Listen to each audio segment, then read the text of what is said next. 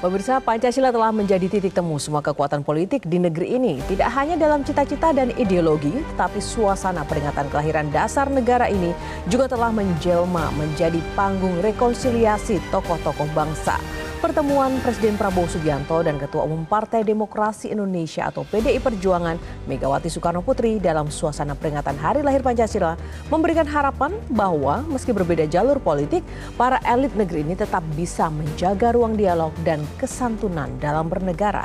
Inilah editorial Media Indonesia edisi Rabu 4 Juni 2025 dengan tema Merawat Politik Kebangsaan bersama saya Yohana Margareta. Anda juga bisa berpartisipasi dan berinteraksi melalui telepon interaktif di 02158399100.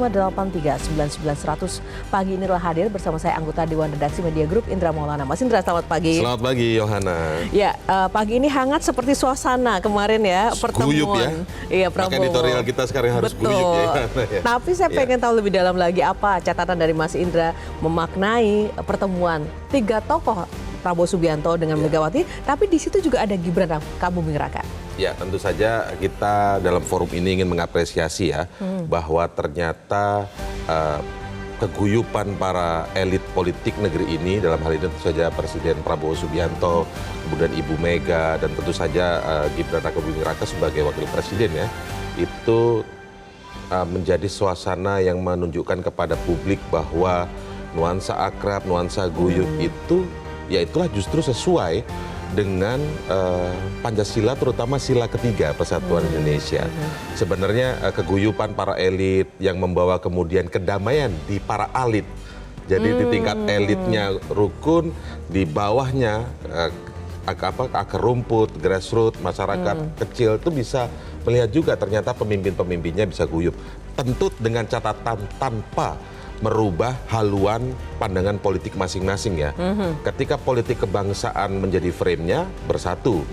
Tapi ketika kemudian mungkin bicara cara bagaimana memajukan Indonesia bisa berbeda. Dan itu kita harapkan perbedaan-perbedaan itu tidak salah juga. Perbedaan-perbedaan pandangan politik itu tidak salah. Asalkan tetap dengan frame politik kebangsaan Indonesia. Nah, kemarin itu pertemuan yang dibungkus dengan baik, penuh kehangatan, bahkan Pak Prabowo sempat menggandeng tangan Ibu Mega, sempat ada bercanda, wah dietnya berhasil nih Bu. Kita harapkan itu adalah sebuah simbol-simbol kehangatan dalam konteks hubungan pribadi dan dalam konteks hubungan tentu saja sebagai pemimpin-pemimpin atau tokoh bangsa, itu baik, terutama ketika gaungnya sampai ke bawah. Nah, ketika ada hubungan dengan sila ketiga, kita ingat juga sebenarnya ketika, karena ini memperingati Hari Lahir Pancasila, bisa juga kita tengok ketika pidato Bung Karno di depan sidang BPUPKI 1 Juni 1945 yang mengutip filsuf Prancis ya, Ernest Renan, yang kemudian menyampaikan bahwa apa sih sebenarnya sebuah bangsa itu, apa sih syarat menjadi sebuah bangsa itu, dikutip oleh Bung Karno waktu itu, le désir d'être ensemble, artinya kehendak untuk bersatu. Ketika kehendak itu sudah hilang karena mungkin kerenggangan politik, perbedaan pandangan politik ketika pemilu saat itu atau politik prosedural, kontestasi, kerenggangan itu kemudian nanti bisa melupakan, itu yang bahaya bagi bangsa. Tapi kita melihat kemarin disuguhkan bahwa kebersamaan mereka ini masih kemudian publik bisa berharap, oke, memang ada perbedaan-perbedaan pandangan politik, tapi kalau bicara kebangsaan mereka masih bisa bersama. Nah, itu yang kita apresiasi dalam forum ini. Nah, satu hal Mas, sedikit saja sebelum kita saksikan ulasan editorial ya. Sejauh mana nih para elit ini bisa benar-benar meyakini dan yakin bahwa pertemuan elit itu memang nyata, tidak hanya di permukaan atau tidak sekedar pencitraan persatuan. Harapannya sih memang benar ya, itu real. Tapi kan para elit tuh kadang kan sudah memiliki trust issue bagi para pemimpinnya. Gimana itu? Indikatornya apa yang paling jelas alasannya kita bisa yakin itu benar? Kita semua sudah mahfum ya dengan sebuah teori dalam komunikasi politik. Kalau kita sering mendengar dan mungkin ini sudah sangat banyak disebutkan, panggung depan, panggung belakang. Itu ya.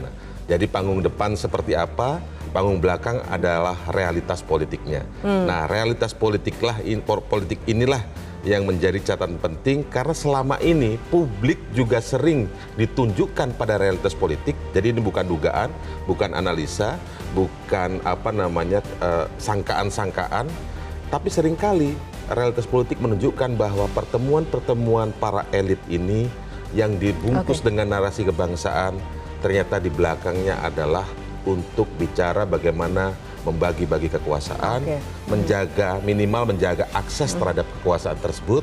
Aku begini, aku dapat apa. Nah, itu yang kita harapkan tidak seperti itu ya. Karena sebenarnya perbedaan pandangan tetap saja jalan. Tapi ketika di tataran kebangsaan tetap harus rukun. Itu yang kita tuntut pada elit politik kita, kedewasaan berpolitik itu. Oke, realitas politik nanti akan kita ulas lebih dalam lagi. Namun kita akan saksikan dulu pemirsa dan juga Mas Indra merawat politik kebangsaan. Ulasannya berikut ini.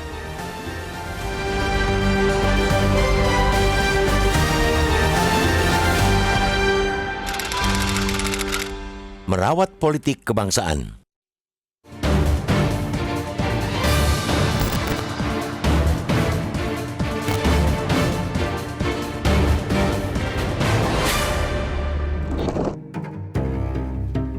Pancasila telah menjadi titik temu semua kekuatan politik di negeri ini. Tidak hanya dalam cita-cita dan ideologi, tetapi suasana peringatan kelahiran dasar negara ini juga telah menjelma menjadi panggung rekonsiliasi tokoh-tokoh bangsa. Pertemuan Presiden Prabowo Subianto dan Ketua Umum Partai Demokrasi Indonesia PDI Perjuangan Megawati Soekarno Putri dalam suasana peringatan hari lahir Pancasila memberikan harapan bahwa meski berbeda jalur politik, para elit negeri ini tetap bisa menjaga ruang dialog dan kesantunan dalam bernegara. Hari lahir Pancasila bukan sekadar momen sejarah, tetapi juga panggung ideologis yang kuat. Bagi Megawati, Pancasila bukan hanya warisan ayahandanya, juga inti dari perjuangan politik PDI Perjuangan. Sedangkan bagi Prabowo, Pancasila adalah fondasi legitimasi politik yang harus dikukuhkan di tengah dinamika nasional dan global. Tidak salah jika banyak pihak yang membaca kehadiran Megawati dan Prabowo dalam satu forum sebagai gestur simbolik bahwa perbedaan politik, bahkan oposisi, tetap tunduk pada nilai-nilai dasar kebangsaan. Pertemuan itu merupakan wujud kenegarawanan kedua tokoh bangsa tersebut yang melampaui urusan pragmatis politik. Inilah yang tentu diharapkan rakyat. Sikap politik berbeda bahkan berseberangan adalah hal biasa dalam demokrasi. Namun kesejukan dan keakraban antara elit harus mampu melampaui kepentingan politik praktis. Gestur keduanya yang hangat dan terbuka juga telah mencairkan residu rivalitas dan menurunkan tensi politik pasca Pilpres 2024. Gandengan tangan Prabowo untuk Megawati telah menggambarkan keakraban keduanya telah terjalin lama, bukan sekadar kedekatan seremonial. Ketika elit bangsa menebarkan kesejukan, tentu diharapkan bisa memberikan efek domino ke tataran elit untuk melupakan rivalitas politik dan fokus bagi pembangunan bangsa di tengah tekanan global yang tidak baik-baik saja. Tentu kita perlu angkat topi untuk Prabowo yang bersedia untuk mengenyampingkan rivalitas politik kekuasaan demi menonjolkan politik kebangsaan. Selain itu, apresiasi tinggi bagi pemerintah yang bersedia memundurkan upacara peringatan Hari Lahir Pancasila 2025 ke tanggal 2 Juni demi menyesuaikan dengan agenda Megawati menjadi poin penting terlaksananya panggung rekonsiliasi ini. Namun di balik simbolisme kebangsaan itu, setiap pertemuan tokoh politik juga tidak bisa dilepaskan dari sudut pandang politik praktis. Apalagi realitas politik, batas antara politik kebangsaan dan politik kekuasaan seringkali kabur. Apalagi seringkali pertemuan elit yang dibungkus dengan narasi kebangsaan, tetapi di balik layar merupakan bagian dari kalkulasi untuk membagi atau menjaga akses terhadap kekuasaan negara. Dalam konteks ini, pertemuan tersebut membuka ruang tafsir baru terhadap relasi antara dua tokoh sentral dan partai yang mereka pimpin.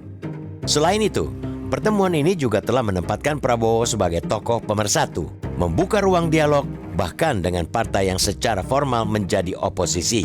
Di sisi lain, pendekatan Prabowo ini juga bisa dibaca sebagai strategi untuk melunakkan oposisi politik, berupaya menetralkan potensi oposisi dengan pelukan simbolik. Apapun tafsirnya, apakah pertemuan ini bentuk komitmen politik kebangsaan ataukah strategi politik? Yang jelas, pertemuan Megawati dan Prabowo menjadi penanda penting bahwa dalam politik Indonesia, perbedaan bukan akhir dan dialog antar kekuatan adalah bagian dari dinamika demokrasi yang sehat.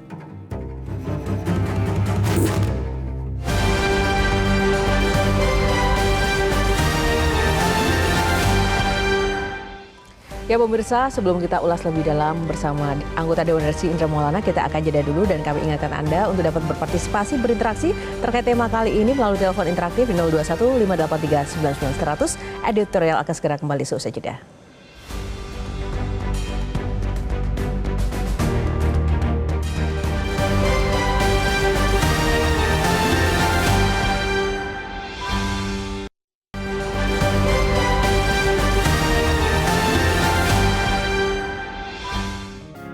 Media Indonesia mengajak Anda untuk mengakses fitur premium e-paper. Dengan sajian konten berbasis intelektual dan meneguhkan kebangsaan, Media Indonesia tampil dengan lebih dinamis melalui e-paper Media Indonesia yang dapat Anda akses kapan saja, di mana saja. Caranya mudah, download aplikasi Media Indonesia di Android atau ketik link e-paper.mediaindonesia.com atau bisa scan QR Code pada layar kaca Anda.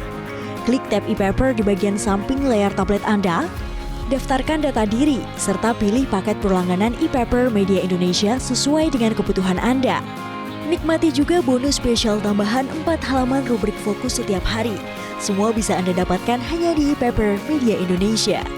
Untuk informasi lebih lanjut, hubungi customer service di nomor 0811 1201 2018 atau kunjungi media sosial @Media Indonesia. Media Indonesia, referensi bangsa.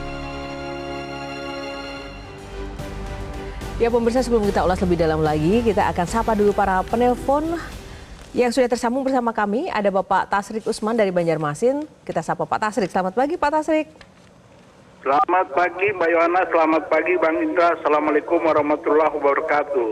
Waalaikumsalam. Selamat pagi Pak Tasrik. Silakan Pak Tasrik, merawat politik kebangsaan. Tanggapan Bapak Pak. Baik, pertama saya mengapresiasi ya adanya inisiatif Bapak Presiden mengundang Ibu Megawati selaku mantan Presiden dan dalam kapasitas sebagai Ketua BPIH. Kemudian juga ada mantan Wakil Presiden Pak Tri Sutrisno. Ini bagian daripada keinginan Presiden untuk merawat politik kebangsaan. Nah, politik itu Bang Indra ada yang di depan, ada yang di belakang. Nah, paling tidak di depan ini masyarakat bisa sejuk melihat ada katakan tokoh yang tadinya di pemilu kemarin berbeda tetapi sekarang hadir. Ini kan menunjukkan bahwa perbedaan pandangan politik itu harus tetap tunduk pada nilai-nilai dasar kebangsaan. Apalagi momennya adalah Hari Kesaktian Pancasila. Nah, saya berharap ke depan mungkin Pak Prabowo ini kan mantan Danjen Kopassus ya. Dia ahli strategi dan ahli perang. Dia tahu di mana harus menembak, di mana harus tiarap, di mana dia harus merangkul. Jadi saya lihat politik yang dimainkan oleh Presiden kita sekarang ingin merangkul.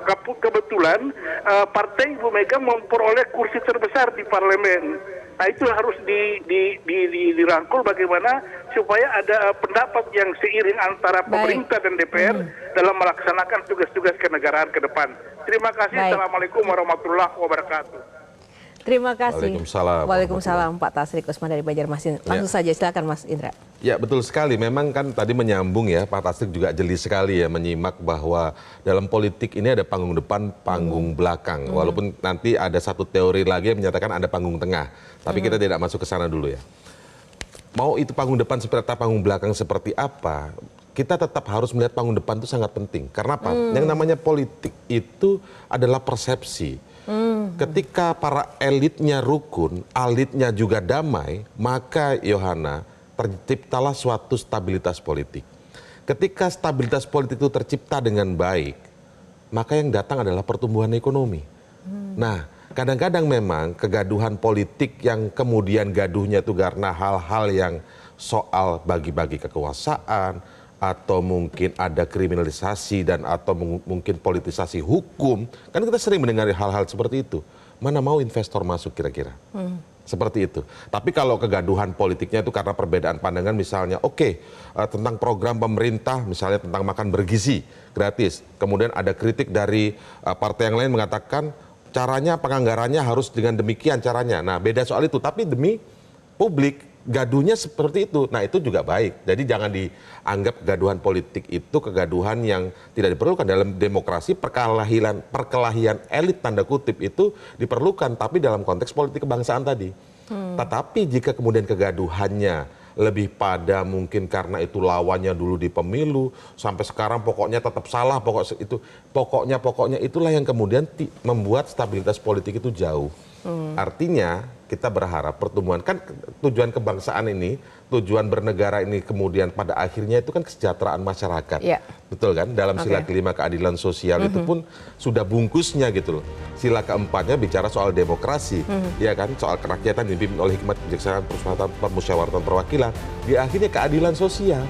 Jadi ujungnya adalah soal pertumbuhan ekonomi, bagaimana bisa sejahtera, stabilitas. Jadi panggung depan itu penting dalam konteks stabilitas politik. Ya, menarik tadi ada satu poin dari Mas Indra juga bagaimana kemudian para elit politik ini lebih banyak berperan, bukan baperan dalam menjalankan pemerintahannya. Betul. Kita akan ulas lebih dalam lagi seusai jeda. Tetap bersama.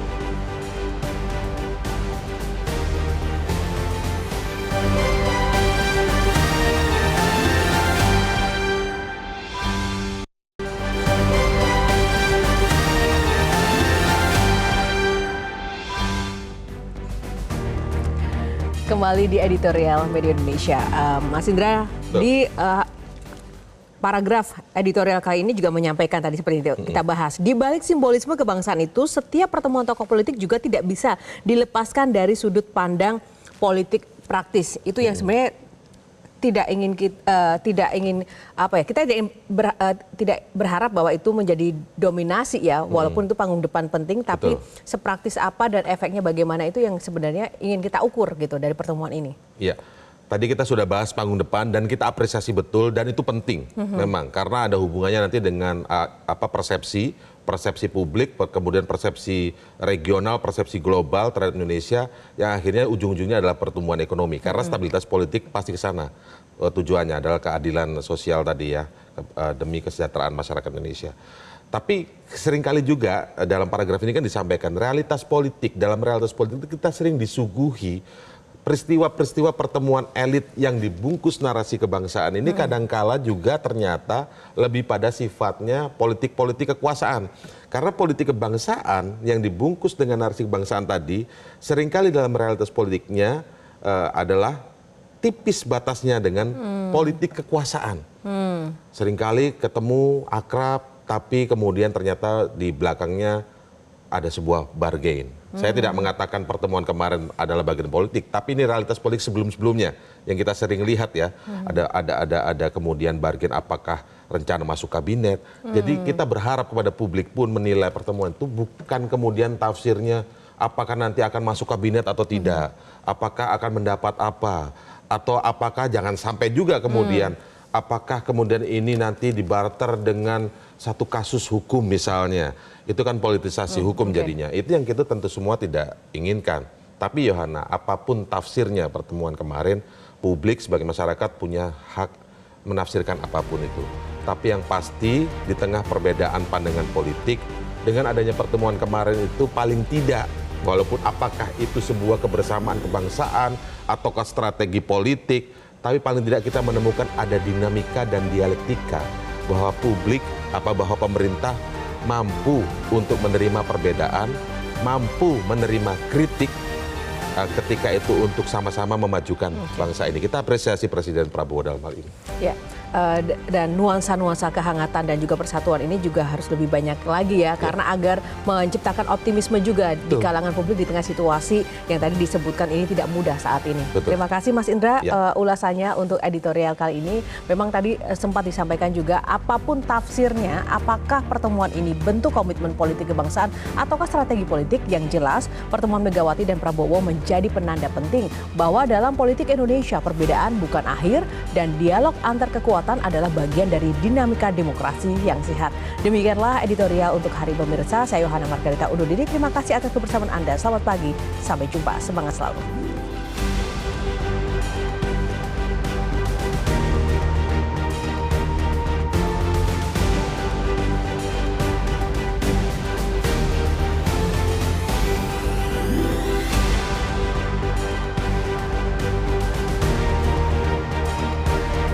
Jelajahi cara baru mendapatkan informasi. Download Metro TV Extend sekarang.